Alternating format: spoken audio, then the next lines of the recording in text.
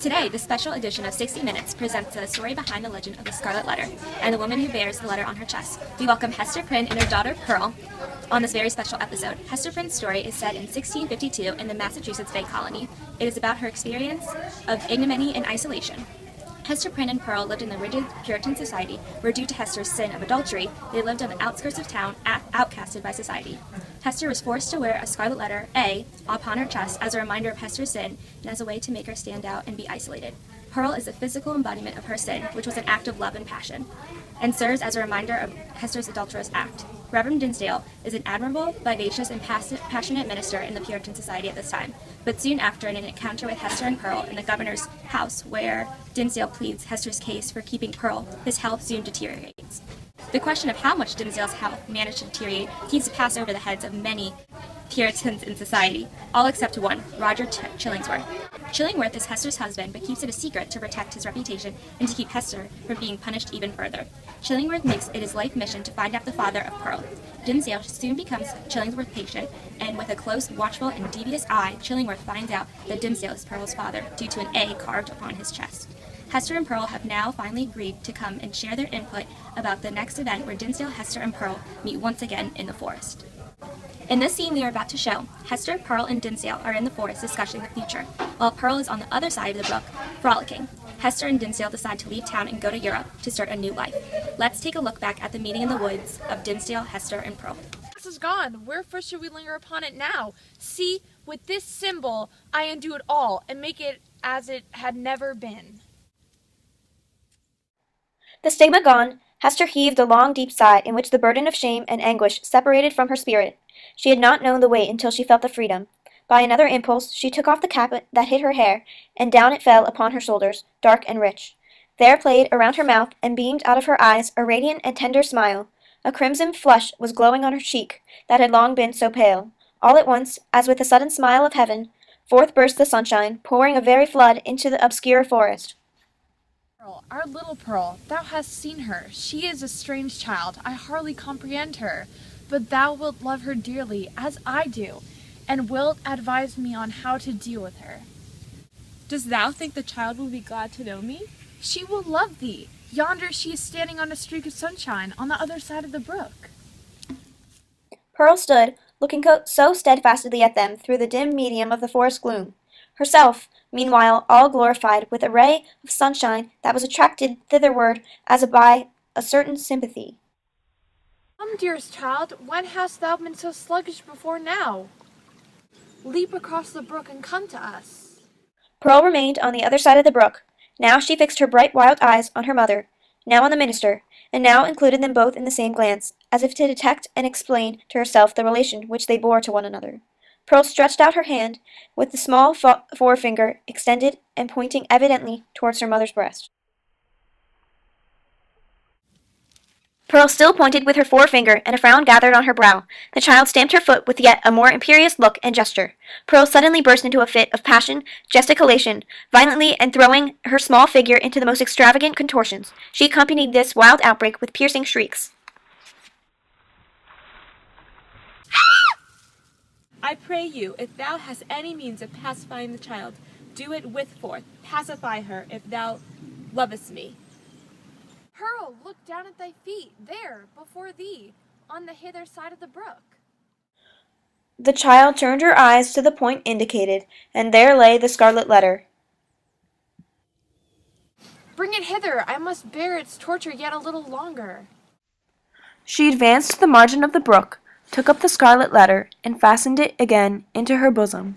In that very moment there was a sense of inevitable doom upon Hester as she received back this deadly symbol from the hand of fate. She gathered up the heavy tresses of her hair and confined them beneath her cap. As if there was a withering spell in the sad letter, her beauty, the warmth and richness of her womanhood, departed like fading sunshine, and a gray shadow seemed to fall across her. Dost thou know thy mother now, child? Wilt thou come across the brook and own thy mother? How now she has shame upon her? Yes, now I will. Now thou art my mother indeed, and I am thy little Pearl.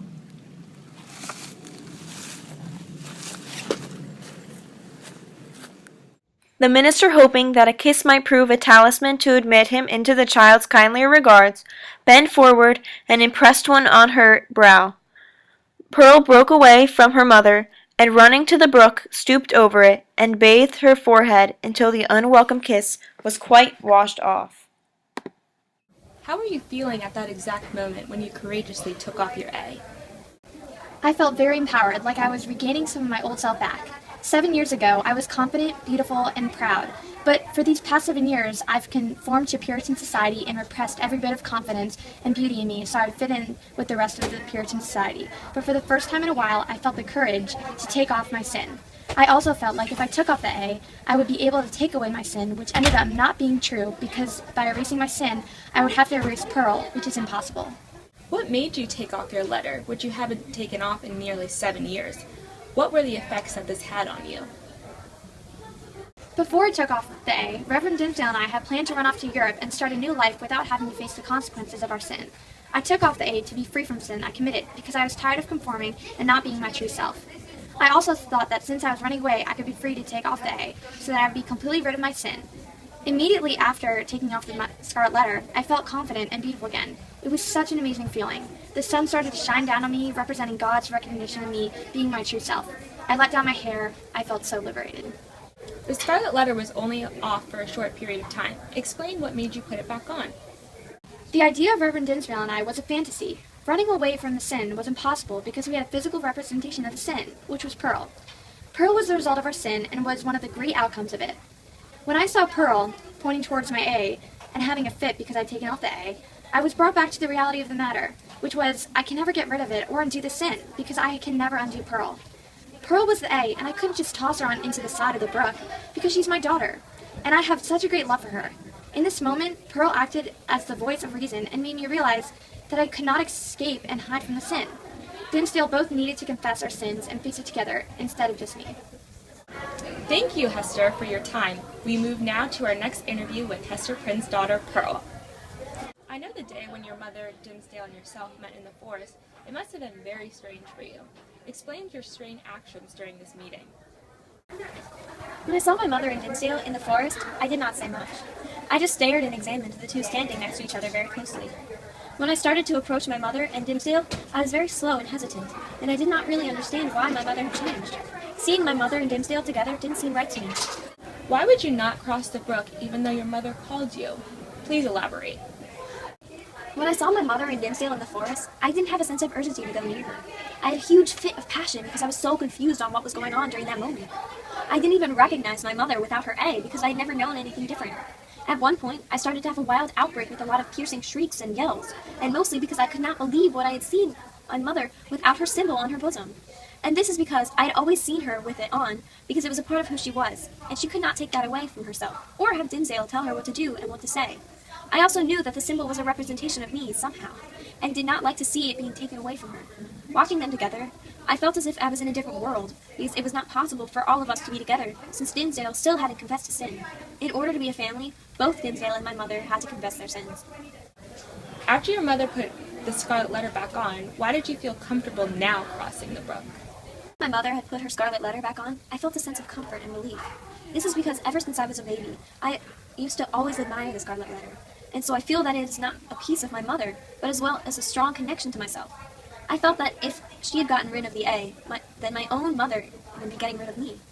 My presence in the A that my mother wears is a reminder to her that everything is not a dream, but a reality of sin and mistakes in her person's life. Even though I was so young and didn't quite understand why I felt so attached to the A, I knew that the sin was unavoidable for my mother, because without it, I wouldn't be here. So you watched Dinsdale's kiss off with water from the brook. What was your motivation behind this? The reason why I washed off Dinsdale's kiss was because I started to feel separation between my own mother and myself.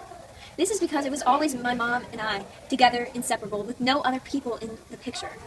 I could not accept Dinsdale's gesture of love because he had not yet accepted his sin.